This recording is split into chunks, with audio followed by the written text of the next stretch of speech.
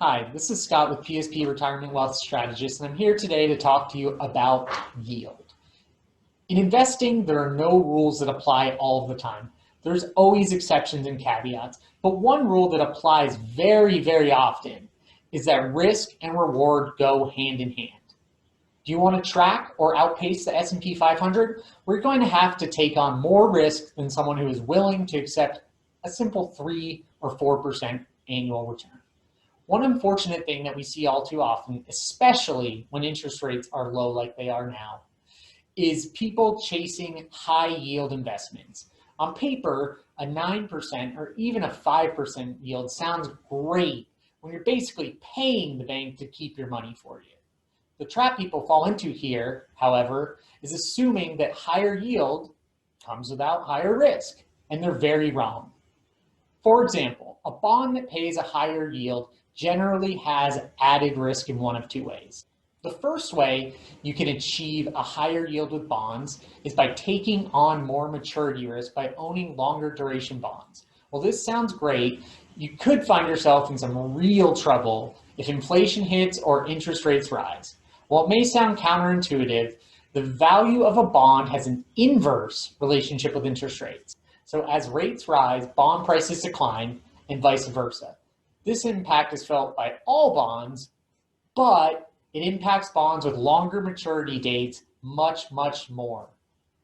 Second, you can achieve a higher yield by taking on credit risk by buying what is known as junk bonds. As the name implies, these are bonds that are issued by lower quality companies. Again, this might not seem like a big deal when things are going good.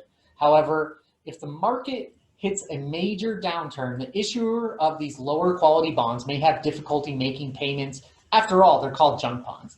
Another thing is, if it's a smaller company, they may even go out of business if it's really bad, like 2008 or 2009.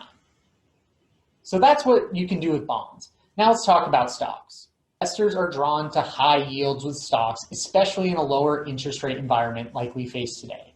However, stocks with a high yield may not mean what you think they mean.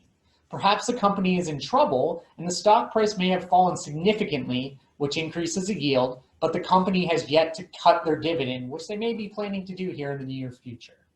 Also, having a high yield is pointless if the value of the underlying stock just keeps dropping and dropping.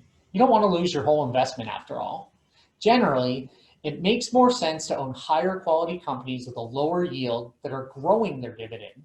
That way you know that your underlying investment has more potential for growth and you own solid companies that are not going to go out of business anytime soon, instead of distressed or smaller businesses that are struggling. Whether it's stocks or bonds, yield chasing very rarely ends well for anyone, and it's just a matter of who's left holding the bag. So while high yield investments sound great in theory, please don't blindly jump into them. You need to understand that there's always a reason why a company is paying such a high yield. If after understanding the risks, you're still comfortable, more power to you. But just know there's no such thing as a free lunch, so it's very important to understand what you're investing in on the front end and dive into all of the risks associated with it. With that said, we're here to answer any questions that you may have, so please feel free to reach out to us.